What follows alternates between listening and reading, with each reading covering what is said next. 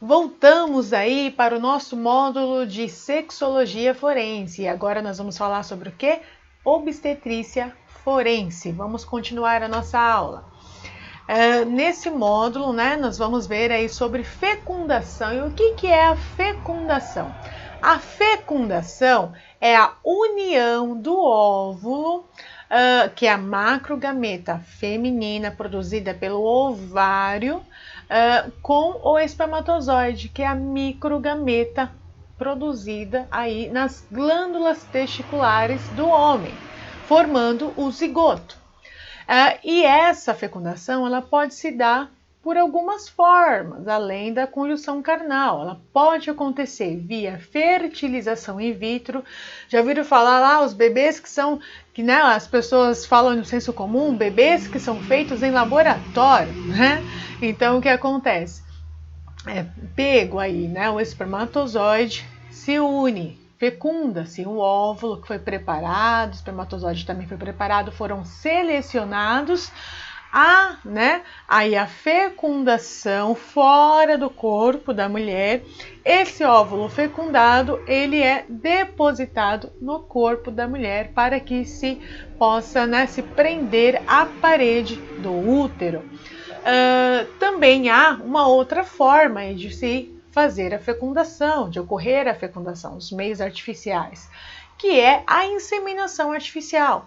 Então, é recolhido ali o espermatozoide, né, do pai, né, do esposo ou de uma outra pessoa, ele é selecionado também, e esses espermatozoides são lançados dentro do útero da mulher, lançados lá nas trompas, né, para que possam aí fecundar o óvulo.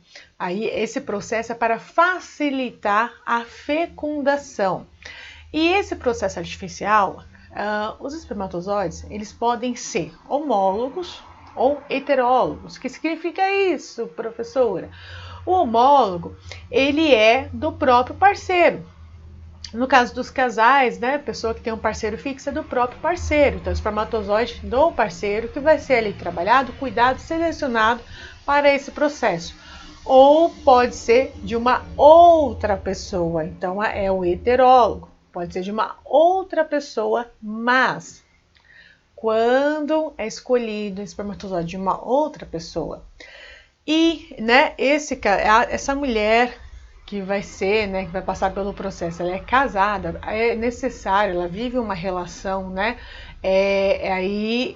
um relacionamento, ela precisa da autorização do marido, da autorização do parceiro para poder fazer aí essa inseminação ou fertilização com um espermatozoide de uma outra pessoa. Então, esse é um detalhe importante. Etapas da fecundação. Então, como que ela acontece no organismo? Etapa 1. Após a fecundação, o óvulo com o espermatozoide se transforma no zigoto. Então, aí nós temos aí um resumo dessa fecundação, tá? Até chegar aí a constatação da gravidez. Se transforma no zigoto. A etapa 2, 30 horas, aproximadamente 30 horas após a fecundação, esse zigoto começa a realizar aí o que nós chamamos de divisão celular, sendo 2 células, depois 4 células, até se multiplicar em 8 células. Etapa 3, entre 72 e 84 horas aproximadamente, após ter sido fecundado, esse material dos pais se transforma em uma morula. Na etapa 4, passados aproximadamente 5 dias, temos o desenvolvimento de um blastocisto. Na etapa 5, esse blastocisto deve se implantar no útero materno, para então começar o desenvolvimento do saco gestacional e o desenvolvimento do feto.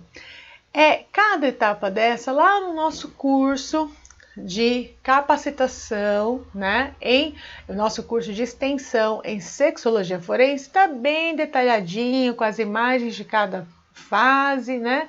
Então, vá lá, faça a sua inscrição, faça o curso para você conhecer com profundidade sobre um processo que acontece com todos nós. Para você chegar a este mundo, você passou por esse processo. E se você pretende gerar filhos, seus filhos passarão por esse processo. É importante ter esse conhecimento. E para quem pretende trabalhar aí na área forense, também é importante conhecer esse processo. Todo esse processo pode levar até 6 dias após a relação sexual para ocorrer, né? Então demora aí aproximadamente uns 6 dias para esse processo todo acontecer. Veja que não é tão fácil assim engravidar, por mais que não pareça, não é tão fácil. É um processo, né, que leva um tempinho, não é no mesmo instante. Sendo assim, o ciclo completo da fecundação pode levar até 15 dias. Por isso que muitas mulheres acabam descobrindo aí a gestação depois de 15 dias que a menstruação atrasou, depois de um mês que ela atrasou, né? Uma observação interessante quanto ao feto, o primeiro órgão a ser desenvolvido, né, com mais consistência é o coração. Por isso é possível ouvir os batimentos cardíacos fetais logo após o primeiro mês de gestação. E os métodos anticonceptivos para aqueles que não querem passar aí por esse processo, né? Ou por enquanto não querem passar. É importante nós lembrarmos aí dos métodos anticonceptivos que existem, que estão disponíveis, e também no contexto aí relacionado ao comportamento forense, que muitas vezes é utilizado aí quando acontece algum crime. Já tive algumas situações de crimes que eu precisei aí analisar o comportamento criminal, que o criminoso dava, por exemplo, um método conceptivo para evitar aí a gestação e poder continuar violentando, né, a vítima. Então, o que o pai era o abusador e violentava a filha e dava para ela não engravidar dele. Então, é importante conhecer esses métodos aí até para conseguir também identificar o efeito desses métodos no organismo. E assim você conseguir, num processo de perfilamento, tanto da vítima como do criminoso, perceber se a vítima tem sinais ou sintomas de que utiliza algum desses métodos. Então, para lembrar, um método aí muito comum também é a laqueadura ou a vasectomia. A laqueadura ela não é reversível, a vasectomia sim.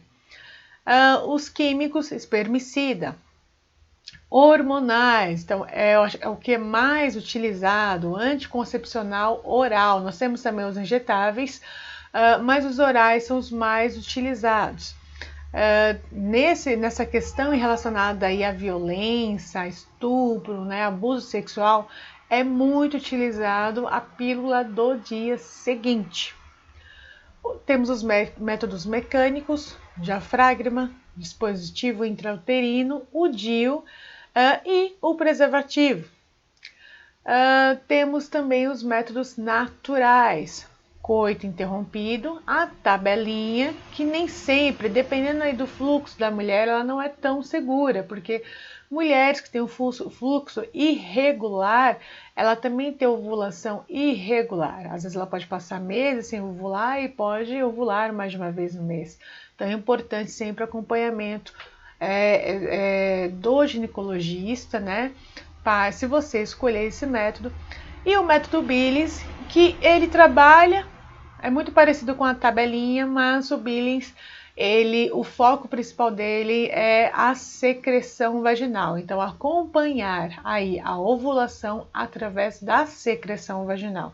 É um método muito utilizado e escolhido por pessoas com convicções religiosas para evitar, né, como método anticonceptivo, aí sem utilizar nenhum outro sistema, utilizar nenhum tipo de química, outro método mecânico. Gravidez. E o que é a gravidez? Esse período, né, que nós, assim, ficamos, as mulheres parece que ficam mais bonitas, mas passam, né, tem tantas mudanças no seu corpo. Vamos entender o que é a gravidez. A gravidez é o período correspondente, né, é o período posterior, melhor dizendo, à fecundação, na qual o embrião passa a se desenvolver até o parto. Então, assim que o embrião se fixou, assim que o feto lá, que o óvulo, o zigoto, perdão, ele se fixou na parede do útero, pronto. Aí ele começou a desenvolver lá o embrião, ali se dá a gravidez. Quando já está no útero, o desenvolvimento do saco gestacional, aí é a gravidez. E vai até o parto. Como nós podemos identificar a gravidez? Tem 3 tipos de sinais. Primeiro sinal, sinal de presunção, que é a ausência da menstruação, né? Ou a menorreia, que é a total ausência da menstruação. Então a menstruação começa a falhar, né? Às vezes vem uma bem assim, só mancha mesmo, né? Só mancha ali o absorvente, uma borrinha, começa a falhar e até que cessa totalmente. Maior volume, pigmentação das mamas, então as mamas começam a ficar inchadas, às vezes a mulher fala, nossa, mas o que é isso, né? Então as mamas começam a ficar inchadas, e também mais pigmentadas, então o mamilo fica mais escuro. Acontece da mulher ter náuseas, algumas mulheres têm enjoo, náusea, pode até ter vômito, né? E não consegue sentir cheiro de nada. Tem gente que enjoa do marido, né? Sente o cheiro do perfume do marido, não aguenta mais ver do parceiro. Uma comida que você mais gostava, você começa a ter enjoo. São os hormônios que estão mudando no seu corpo e faz com que o seu corpo reaja desta forma. Então, você começa a repelir alguns alimentos. Alguns teóricos dizem que isso é o nosso mecanismo de proteção. Então, quando a mulher está gestante, o teu corpo, ele sinaliza alimentos que podem sim fazer mal para você ou para o bebê, né? Que vai trazer algum malefício para você ou para o bebê. E aí por isso que você causa um ranço, teu corpo rejeita aquele tipo de alimento. Você pode até consumir, mas pode sentir náusea e ter vômito. Alguns especialistas dizem que por esse motivo, mas são alterações hormonais mesmo. Faz com que aquele cheiro já não lhe case bem, o sabor já não é mais agradável. Então é um período de grandes mudanças aí no corpo da mulher. Também pode ter inchaço dos membros inferiores, então as pernas começam a ficar muito inchadas. Então é importante aí, né, quem já sabe que está gestante ou está nesse princípio, esses sinais de presunção, consumir bastante água, tá? Muito líquido, fazer a caminhadinha, não pode ficar parada, né? Fazer atividade física. Toda vez que andar, que chegar em casa, sair na rua, chegou em casa, vai lá, deita no sofá ou na cama, põe a perna um pouquinho mais elevada que a cabeça, não muito, não um pouquinho mais elevada, fica uns 10 minutinhos, aquele inchaço já vai diminuindo, aquele edema já vai diminuindo. E beber água, você quer tirar esse excesso de líquido do corpo? Tem que colocar líquido no corpo, para ele não ficar retendo, né? Não ficar retendo e achar que você está passando por um período de falta de água. Então, beba líquido e repouse as perninhas. Sempre que chegar em casa, põe as perninhas para o alto. Evita a roupa apertada, sapato apertado, sandália, calça. Isso vai ajudar bastante aí nos edemas. Sinais de probabilidade. Então, depois que temos sinal de presunção, ficou naquilo. Será que eu estou? Será que eu não estou? Será que está acontecendo com o meu corpo? Precisamos identificar. Os sinais de probabilidade indicam para nós que há sim alteração do útero. Então o útero ele começa a mudar a sua forma, a sua consistência e topografia, localização dele, né? E o famoso exame de beta-HCG, o exame de sangue. Vai lá, putz, deu uma alteração, deu um acúmulo desse hormônio no organismo, bebê é caminho. E os sinais de certeza, aí os batimentos cardíacos, viu lá que já no comecinho dá para ouvir o coração da criança após um mês, né, após o mês da fecundação, já dá para ouvir o coração, é um sinal de certeza. Os movimentos fetais e através da avaliação da ultrassonografia e da radiografia já dá para ver aí o esqueleto do feto, né? Já dá para ver ali o feto através da ultrassom e da radiografia. E o parto? Parto depois do período gestacional aí, que a maior parte das mulheres, né, entre os humanos, né, as mulheres, dura aí até 9 meses, entre 38 e 40 semanas, então em meses aí, 9 meses, é o momento em que o bebê deixa o útero da mulher. Então o parto é aquele momento. Finalizando o período da gestação. O parto pode ocorrer de diferentes formas, sendo classificado basicamente em parto normal ou parto vaginal e a cesárea.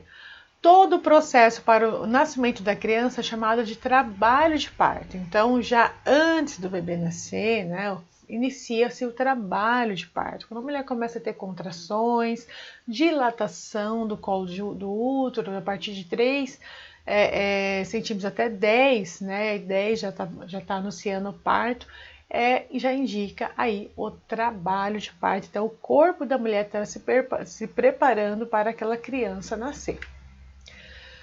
Tipos de parto. Então, nós temos aí o parto vaginal, que é o popular parto normal, que é aquele que se observa o nascimento da criança de maneira espontânea, entre 37 e 42 semanas, 38, 40 semanas, essa média, pela via vaginal. Dependendo, né, das circunstâncias do parto, pode ser que seja necessário o médico fazer uma fenda, né, uma incisão lateral, a episiotomia, né, para facilitar a passagem da criança. Na atualidade, se fala muito do parto humanizado, na qual a gestante é validada, as vontades dela, como ela idealizou aquele parto e se preparou para aquele parto, né? O desejo dela de não querer aí que se faça a incisão, mas tudo isso deve ser conversado aí com o obstetra para analisar qual é a melhor forma de conduzir o parto, e também no momento vai se analisando as condições de saúde da mãe e da criança. A cesárea, por exemplo, ela entra nessa avaliação. O objetivo, né, dos movimentos aí pró-humanização do parto é que o parto seja cada vez mais natural, o parto vaginal, tranquilo, humanizado. A cesárea, ela entra como uma opção caso haja algum risco para a mãe ou para a criança. Então é importante aí que a equipe esteja atenta para o que é necessário fazer no momento. A cesárea envolve procedimento cirúrgico para o nascimento do bebê e é recomendado, como eu falei, em situações de risco. Então não vamos ter aí uma caça bruxa e falar, nossa, não pode ter parto cesárea, você tem que se esforçar e lutar para ter um parto natural, um parto humanizado. Acredito que o ideal é bom senso sempre. Bom senso sempre, né? A gente tem que começar a mudar um pouquinho a nossa forma de ver a vida, sem imposições. Porque a mulher não conseguiu ter o parto natural, foi para cesárea, então ela é menos mulher do que as outras. Não, né? Essa ideia, esse fantasma, né, que vai seguindo as mulheres e vem das tradições familiares também, porque minha mãe, minha avó teve filho com parteira e que não sei o que, não tinha esses recursos, e a pessoa aí que vai para cesárea é uma mulher fraca? Não, claro que não. E quem vai para o parto natural é uma mulher mais forte, resistente, né? Aquelas mulheres porreta? Claro que não, né? A ideia é que se haja sempre bom senso e ver o que é melhor no momento para a saúde e bem-estar da mãe e da criança. Para que sofrimentos, né? Tem situações que não é possível o parto vaginal. Não tem como, então ficar forçando pode levar aí a um sofrimento maior da mãe, da criança e pode levá-las até a óbito. Então é importante que a equipe médica, conversando aí com a mãe, no caso, havendo um parceiro, uma parceira ali presente, alguém junto conversando para ambos chegarem a um consenso e claro que a base de tudo seja, o objetivo seja o bem-estar e garantir a vida da mãe e da criança. Então é importante isso. Então sem essas ideias rígidas, fechadas, né? Abandonemos essas ideias rígidas, fechadas. Não, só pode ser assim, só pode ser assado. O objetivo é sempre o natural. Aliás, o ideal é sempre o que é natural, porque o corpo da mulher e de qualquer mulher foi preparado para o parto, né? Pelo processo evolutivo, nosso corpo é preparado para o parto. E no momento do parto, nós recebemos auxílio ainda no corpo, né? O nosso próprio corpo produz substâncias que nos ajudam aí durante o parto. Aumenta aí a ocitocina, endorfina, serotonina, enfim, que vai nos ajudar durante o parto. Porém, há casos que não é possível o natural. Então, não que isso não nos pese na alma, não nos pese aí, porque eu sonhava desse jeito, não foi possível. O que foi possível foi o melhor e foi o ideal para o momento. O importante é estar com a criança aí nos braços aí e vivendo feliz com a família. Violência obstétrica. A violência obstétrica é aquela que acontece durante a gestação, não é só lá no parto não, tá? Não é só no momento do parto, como muitas vezes a gente pensa, mas é desde o princípio lá da gestação. Passa pelo parto, nascimento e o pós-parto, inclusive em situações de abortamento, situações em que a mulher, né, precisou ou sofreu um aborto. Ela pode acontecer pela via física, psicológica, verbal, sexual, além de negligência, discriminação, condutas excessivas ou desnecessárias sem embasamento em evidências científicas. Então, é importante ficar atento aí em relação à violência obstétrica. A partir do momento que a mulher soube que está gestante, né? Qualquer violência que ela sofrer, seja psicológica, física, sexual, negligência, abandono, isso se caracteriza a violência, além de outras, né, que pode aí também ser categorizada, a violência obstétrica. E ela, muitas vezes a gente pensa que é só na hora do parto, porque muitas vezes o médico vai fazer lá a episiotomia e não pergunta. Não é só isso que é a violência obstétrica, né? A mulher que está gestante e sofre violência doméstica também, que apanha do marido ou de algum outro familiar, que sofre humilhação, que é abandonada, expulsa de casa, né? Quantas pessoas não aconteceram isso, que são obrigadas a entregarem os seus filhos, que vivem em situação de exploração sexual, exploração do trabalho sexual, exploração de trabalho, não tem os seus direitos preservados, que muitas vezes no dia da consulta do pré-natal ela não tem direito nem de fazer o pré-natal, nem de ir na consulta, porque é descontado, né, no seu salário, ou ela é julgada, apontada, é vista na empresa de uma maneira, né, ou descobriu que está grávida, já entorta a cara, né, para a pessoa e a trata diferente, né. Às vezes acontece acúmulo de trabalho ou não lhe é passado nenhum tipo de trabalho também. Nas comunidades, no ponto de ônibus, nas filas, as pessoas às vezes falam mal, porque tá grávida, vai lá na frente, que não sei o que, tal. Isso tudo é violência, né? Qualquer situação que invada a liberdade do outro, que ofenda a liberdade e a dignidade das outras pessoas, é violência. Você está invadindo o espaço do outro e ofendendo, agredindo, seja de maneira passiva ou, né, de maneira ativa, indo diretamente lá, espancando, batendo, roubando, enfim, torturando, violentando. E a violência psicológica, né, ela, durante esse processo, ela pode, não só a psicológica, tá? Todas, mas a psicológica ela marca muito. Ela pode, lá após o parto, provocar aí o desenvolvimento do estado puerperal, de alterações psíquicas no estado puerperal, que nós vamos ver daqui a pouquinho. E que pode levar a gestante a uma depressão pós-parto. Muitas vezes essa depressão já se iniciou ali durante a gestação. Então tomemos cuidado, né, nesse momento tão especial aí da existência humana, que é uma outra vida sendo gerada.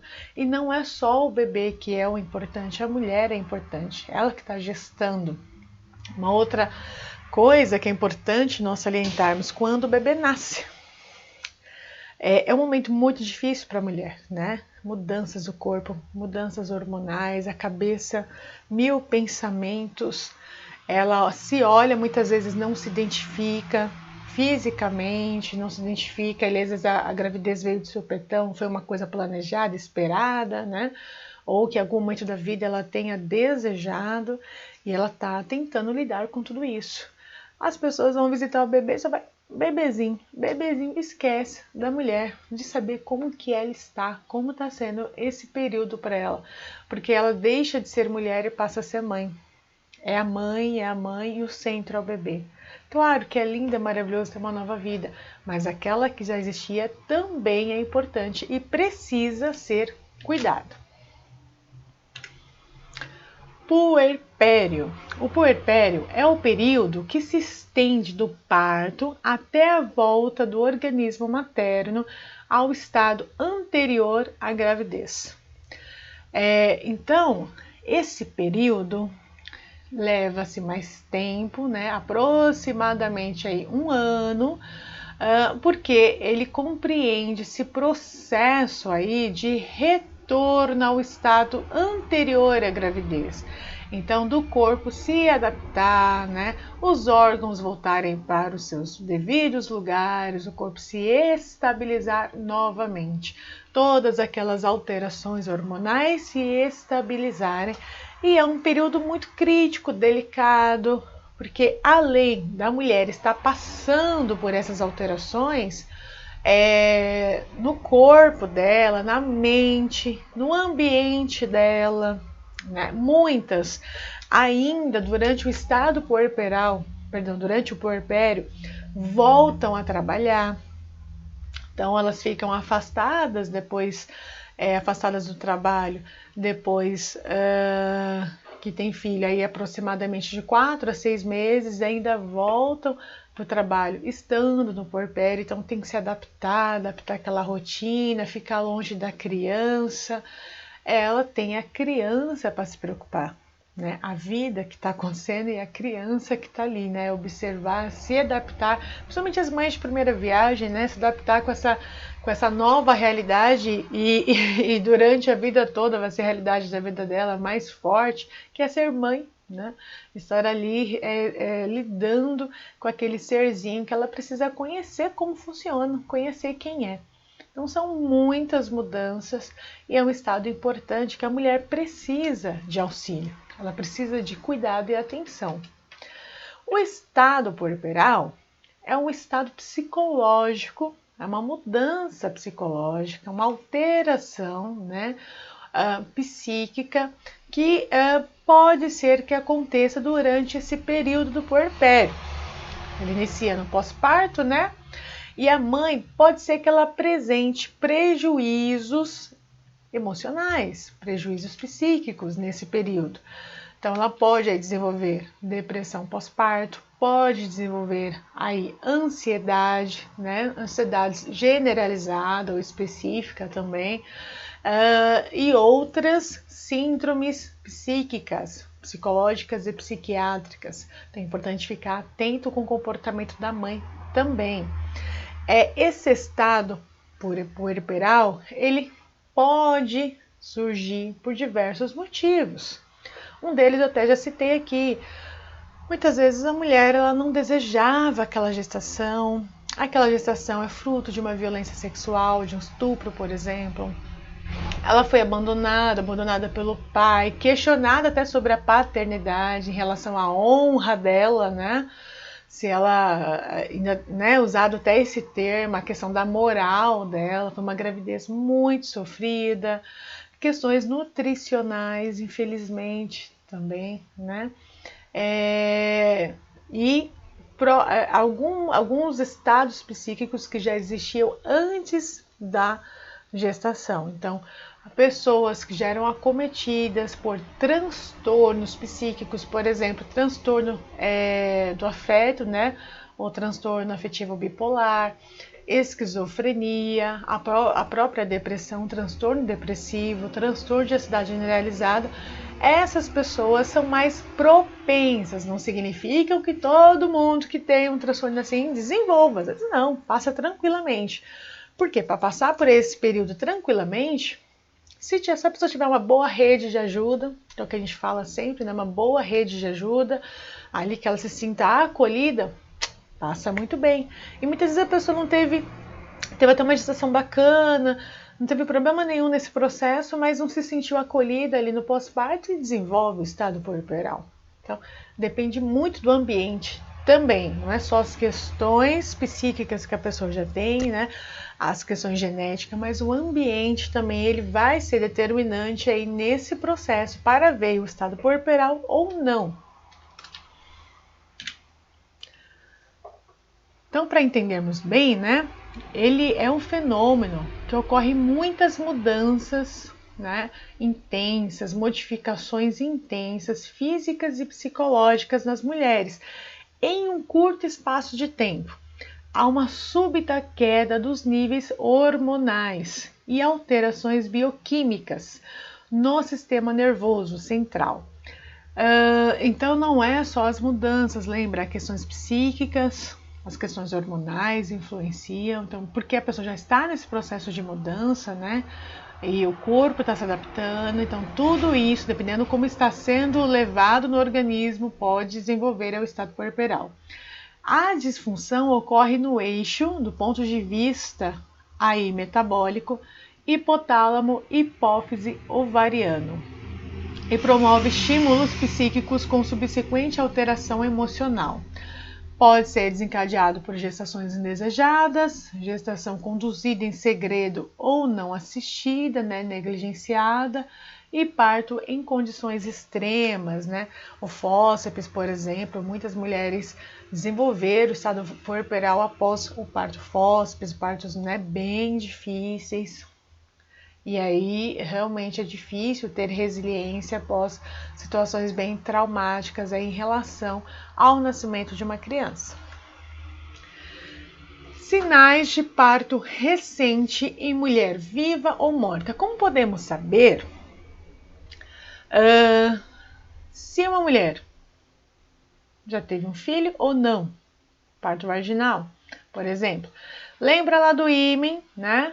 Então, você aí que está acompanhando a aula de obstetrícia forense, ficou com dúvidas sobre a estrutura do ímen, vai lá na aula passada, desse mesmo módulo, dá uma olhada na estrutura do ímen, ou pega seu material aí de aula, né, o PDF, e vê lá a fotinha do ímen para você entender bem essas roturas e as estruturas, as demais estruturas do ímen.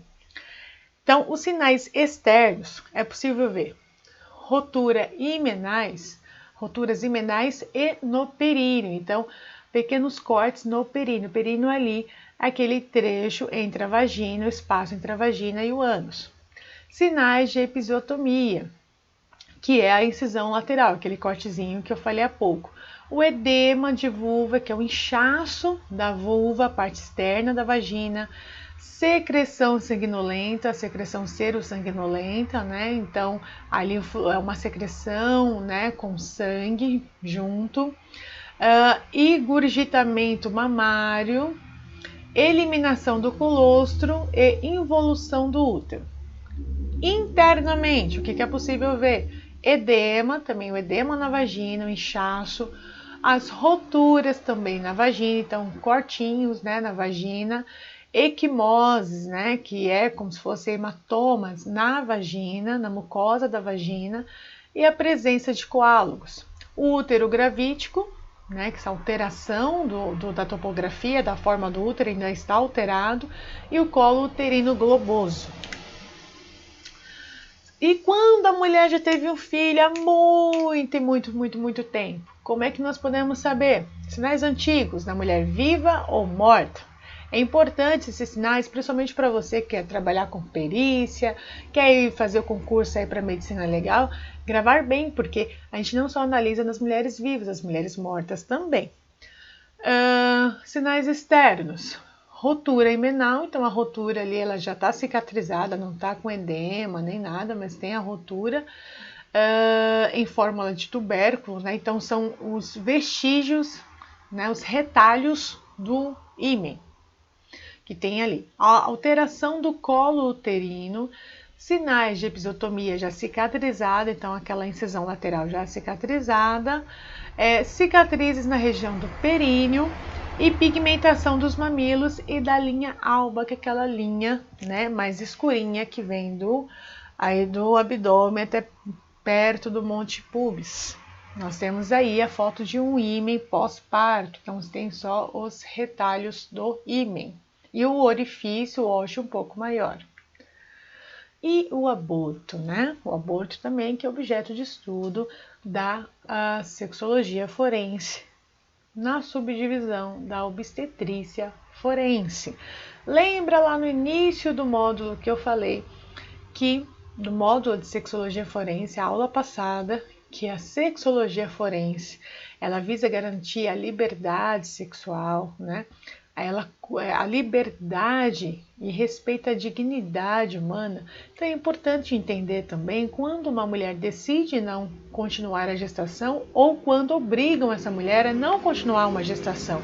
Que aí também, enfim, um aborto, dependendo das circunstâncias, se constitui crime. Vamos conhecer essas circunstâncias. O abortamento, sob o ponto de vista jurídico, é a interrupção da gravidez em qualquer fase da gestação. Em qualquer fase, do começo ao fim da gestação, se considera quando se interrompe é um aborto. Do ponto de vista obstétrico, acontece a interrupção com feto ainda não viável, ele pesando aproximadamente 500 gramas. A partir daí é que é aborto, antes disso não é aborto, né? A interrupção do ponto de vista obstétrico. Ele pode ser espontâneo, ocorre com condições, né, por condições materno-fetais endógenas, que impede aí o procedimento da gestação e o prosseguimento dela. É importante quando a mulher passa por um aborto espontâneo que a saúde inteira dela seja analisada, as condições de saúde, para identificar qual a causa daquele aborto, né? E dependendo do período da gestação também esse feto é analisado para entender aí a causa da morte, né? Então é importante esse objeto da medicina legal, da sexologia forense. Ele pode ser acidental, quando ocorre por fatores traumáticos, tóxicos ou infecciosos, né, em circunstâncias eventuais aí, que provocam a morte do feto, de repente um acidente de carro, um medicamento que a pessoa tomou errado, uma doença que se desenvolveu, né, um tratamento específico, pode ser que haja a morte do feto. E ele pode ser provocado em duas circunstâncias, com o consentimento da mãe ou sem o consentimento da mãe, e aí utilizando de agentes externos para fazer esse aborto. E quais os artigos aí que norteiam a praxis do direito em relação ao aborto? Nós temos o artigo 124, que diz o quê? Provocar aborto em si mesma ou consentir que outrem lhe o provoque pode gerar. E isso sem autorização da justiça, sem nenhum outros quesitos, tá? Nós vamos ver os outros quesitos no qual é permitido. Então, simplesmente a mulher vai praticar um aborto, né, nessas clínicas clandestinas, geralmente, pode ocorrer aí pena de 1 a 3 anos. Artigo 125. Provocar aborto sem o consentimento da gestante, pena de reclusão de 3 a 10 anos. Então, alguém provocar o aborto, né, de uma criança que está sendo gestada e essa mãe não consentiu, ela foi obrigada, né, ela não sabia, pode gerar uma pena aí para essa pessoa de 3 a 10 anos. Artigo 126. Provocar aborto com consentimento da gestante, pena de reclusão de 1 a 4 anos de reclusão. Então, com o consentimento dela, mas também não se ajusta a nenhum outro agrupamento aí que é permitido. A mulher simplesmente decidiu aí que vai abortar, pode gerar aí uma reclusão de 1 a 4 anos. Parágrafo único. Aplica-se a pena do artigo anterior, esse artigo aqui, o 126, né, de reclusão de 1 a 4 anos, se a gestante é maior de 14 anos, né? Se a gestante não é maior de 14 anos, perdão, ou é alienada, ou é débil mental, ou se o consentimento é obtido mediante fraude. Então é importante identificar quando essa mãezinha ela permite o aborto, precisa verificar se ela tem condições de entender o que ela permitiu, o que ela consentiu. Então, se ela tem condições psíquicas adequadas, então é importante avaliar aí a saúde mental dessa mãe para entender se ela consentiu mediante fraude, grave ameaça ou violência, ou que ela de repente sofra de alguma debilidade mental, alguma alienação, ou ela é menor de idade, menor de 14 anos, melhor dizendo. Quando que o aborto é legal, legalizado? O artigo 128 vai nos dizer: não se pune o aborto praticado por médico quando se não há outro meio para salvar a vida da gestante. Não teve outra forma. Aí nós vamos ver que tem algumas características aí que definem se realmente não houve outra forma para salvar a gestante, que há algumas categorias que precisam ser preenchidas para aí sim justificar, né, aí que não vai ser punido esse aborto. 2. Se a gravidez resulta de estupro e o aborto é precedido de consentimento da gestante, ou no caso da gestante ser incapaz, né, ser menor, de um representante legal. Então vamos conhecer quando que o aborto ele é legal, legalizado. O aborto terapêutico, que se ajusta aí ao nosso primeiro item, que pode sim colocar a vida da gestante em risco. Então, quando o aborto é a única solução para salvar aquela mãe. Vejam, importante aqui nesse quesito do aborto, tá? A questão de julgar se é certo, se é errado, né? A lei, dá para perceber, né, aí nesse resuminho dos artigos, que não é que a coisa é bagunçada. Vamos lá, quem quiser abortar, pronto, acabou. A lei, né, ela resguarda a vida da criança, ela protege, por isso que existem parâmetros para haver aborto ou não. Então não é que qualquer momento você pode ir lá, se você faz, né, de qualquer forma, sem uma justificativa, você pode ser penalizado. Né? Uma justificativa que realmente que se encaixa aí nesses parâmetros da lei, você pode ser penalizado. E as discussões em relação que independente de qualquer motivo o aborto é errado, enfim, é algo que nós temos que caminhar muito nas discussões e também olhar as circunstâncias. Quando se trata da vida humana, quando se trata das pessoas, é importante olhar sempre as circunstâncias, né? A lei não julga assim, né, com os olhos fechados, como a gente vê lá a imagem da Estátua da Justiça. Não é desse jeito.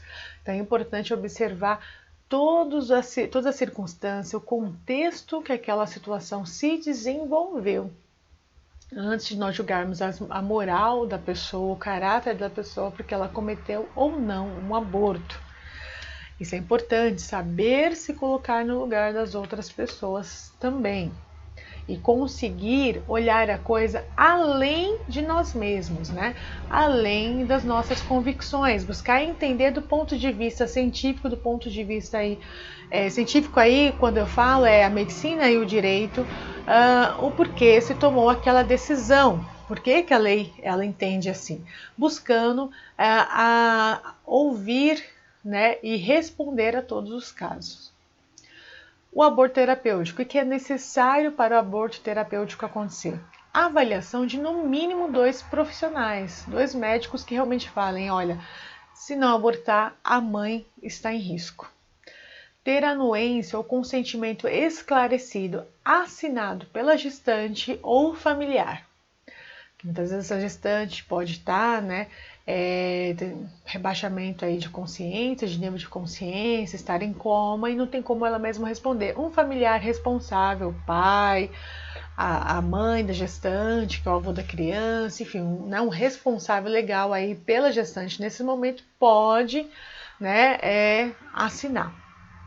Ter a clareza, então a gestante e esse familiar precisa ter a clareza que a interrupção da gestação é a única e a mais adequada maneira de salvar a vida da criança, da vida da gestante e a própria equipe médica também. Ter tentado todas as possibilidades, não foi possível, essa é a única, infelizmente é o que tem que ser feito. Não é necessária autorização judicial nesses casos, não precisa passar por um processo que o juiz permita, né? Tendo todos esses quesitos preenchidos, pode-se fazer. E precisa de uma avaliação multidisciplinar, então a equipe médica precisa decidir junta. Quando que também ele é legal? No aborto sentimental. O que seria o aborto sentimental? São os casos relacionados aí à violência sexual. Então é necessário que haja um boletim de ocorrência policial, o famoso BO, né? Ou termo de relato circunstanciado feito pela gestante e 2 profissionais de saúde que atestam ali que ela sofreu uma violência sexual.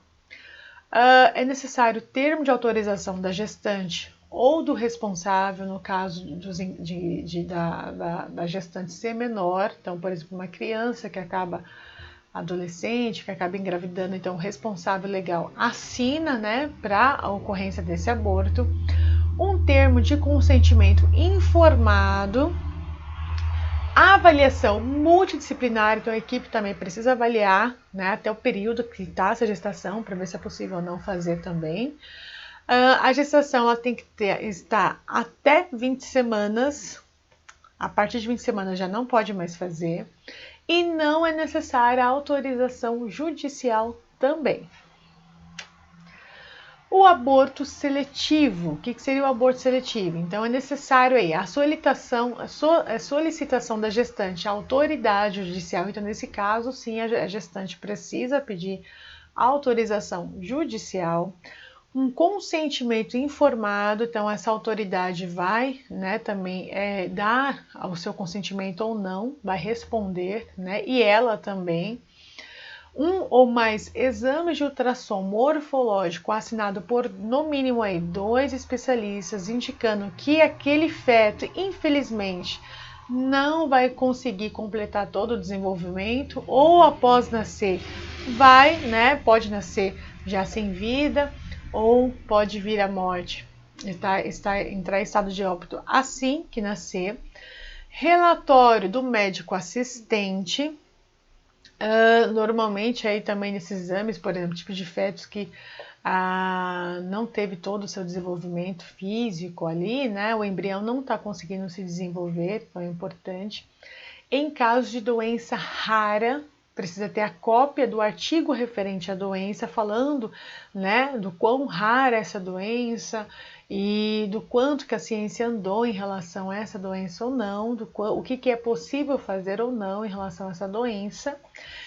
E não há uma previsão legal, dependendo da autorização judicial, né, um período para estar fazendo isso, exceto os anencéfalos. E o infanticídio?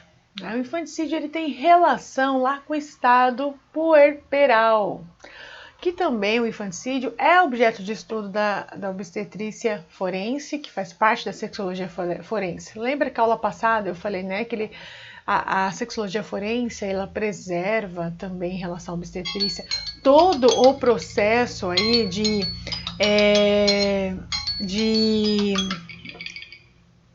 desenvolvimento da gestação até o período, né, inicial da vida da criança, do recém-nascido. Então, o infanticídio, né, é algo que pode ser que aconteça durante a fase aí que a criança é considerada recém-nascida, então que compreende aí, né, os primeiros meses da criança. E pode ocorrer por influência do estado puerperal. Então, dependendo das circunstâncias desta mãe, com circunstâncias psíquicas dela, infelizmente ela pode vir a cometer algum tipo, causar algum dano para a criança e cometer algum tipo de crime aí contra a vida da criança. A detenção ela vai de 2 a 6 anos e é analisado caso a caso, tá? Então não é também feito assim de qualquer forma. Então é analisado caso a caso para ver as condições reais. É necessário que seja provado que esta mãe sim estava passando por alterações referente ao estado puerperal. Natimorto. A vida extrauterina é caracterizada fundamentalmente pela respiração. Se o feto não respirou, houve morte intrauterina ou durante o trajeto pelo canal do parto. Então, assim que a criança nasceu, ela precisa respirar, precisa identificar se ela respirou. Se ela não respirou, ou ela já nasceu morta, né? Ou ela já morreu lá dentro do útero, ou durante o processo, né, de saída do útero. A violência durante o parto é caracterizada pela ocorrência de sufocação direta, esganadura, afogamento ou ferimentos contundentes, principalmente no couro cabeludo. Então, quando uma criança entra em óbito, né, já no ventre da mãe, no processo, principalmente no processo de saída ali do útero, né, do nascimento, e o exame legal vai buscar identificar como que ocorreu essa morte. Se a criança respirou, então tem técnicas que é utilizada pela medicina legal. Lá no curso de capacitação em sexologia está bem detalhado aí essas técnicas para vocês entenderem como que é feito, né, o exame que identifica se a criança chegou a respirar ou não, se entrou ar nos pulmões ou não, né, que vai ajudar a identificar se essa criança pode realmente já ter nascido com algum problema ou se a morte dela aconteceu por algum acidente ou intencionalidade mesmo aí durante o parto, tá? Movida por algum desses movimentos, levado por algum desses movimentos, como a sufocação direta, esganadura, afogamento, né? Ferimento, queda da criança, ferimento principalmente aí no crânio, no couro cabeludo, né? Então é possível identificar. E o exame vai mostrar a causa da morte. É um período bem difícil, então quando acontece também para a mãe, ela, mesmo que a criança tenha vindo a óbito, ela vive o puerpério, ela pode viver o estado puerperal e todos aqueles benefícios para a gestante ela pode viver também, né? Então o período de afastamento do trabalho é o mesmo, tudo é o mesmo como se ela tivesse com o bebê. E a erotologia forense, que é a terceira subdivisão aí da sexologia forense. A heterologia forense é o estudo do amor sexual, do erotismo. É uma palavra composta de origem grega, no qual eros significa amor, lembra lá do deus, né? Eros, e otos, que significa desejo. Erotos significa sexualidade, então o desejo de amor, o desejo está direcionado ao quê? O seu amor está direcionado para o quê? Isso é a erotologia forense. É aí essa subdivisão da sexologia forense que cuida da sexualidade considerada normal e a sexualidade considerada patológica, pervertida, as parafilias, aquelas que não entra dentro da linha de normalidade aí da maior parte da população mundial. Identifica e analisa também os crimes sexuais, a prostituição e o contágio. Então, a erotologia ela é responsável por conhecer as parafilias, como que acontece esse comportamento, né? Identificar, categorizar as parafilias, né? Conhecer como que ela acontece, por exemplo, em relação à quantidade, qualidade, né? O tipo aí do transtorno, do desejo em relação ao instinto. Então, é função da erotologia forense. E também identificar as parafilias que são consideradas crimes, conhecer com profundidade, né, esse comportamento parafílico que é considerado crime pela legislação brasileira. Então é importante nós conhecermos aí, porque muitas, sim, o sujeito não consegue conter a parafilia e invade, sim, a liberdade do outro, causa danos aos outros, estando esse outro vivo ou não, sendo esse outro um animal racional, ou seja, um ser humano, ou os que nós consideramos irracionais, os animais, né? Por exemplo, no caso da zoofilia, né? É crime também, né? Ter relações sexuais com animais, por exemplo. A sexualidade, assim como qualquer outra área da vida, é afetada por alterações e transtornos. Os transtornos da sexualidade podem ser classificados como transtorno da identidade de gênero, disfunções sexuais masculinas e femininas, aí entra a disfunção erétil, ejaculação precoce, né? Vaginismo, então são disfunções aí sexuais masculinas e femininas. E entra os transtornos do desejo e aversão sexual também, né? Então, alterações no desejo sexual ou o oposto, que é a aversão. Os transtornos de excitação sexual, então o que é? Aí entra as parafilias dentro desse grupo, né? O que é que te causa desejo sexual? Seu desejo está direcionado ao quê? O que divide aí, né? Resumidamente, para entender o que é o objeto de estudo da erotologia forense, é identificar o quê? Que a questão não é a pessoa ter uma parafilia ou não, é que se ela só obtém prazer e satisfação sexual através da parafilia, se ela precisa disso. Mas ela pode ter um desejo ou outro aqui, né, uma fantasia, nós vamos entender no próximo módulo essa diferença entre fantasia e parafilia, tá? Mas ela vive normalmente sua sexualidade ali, consegue se relacionar normalmente. Ela não precisa, por exemplo, estar todos os dias vestida de Batman para ter uma relação sexual. Agora, quando ela só consegue ter relações e ter satisfação plena através daquela via, aí nós falamos que é uma parafilia. E aí tem maneiras de entender essa parafilia, que nível que é, né? A gravidade dessa parafilia, o risco dela para a sociedade. Então essa é a erotologia forense.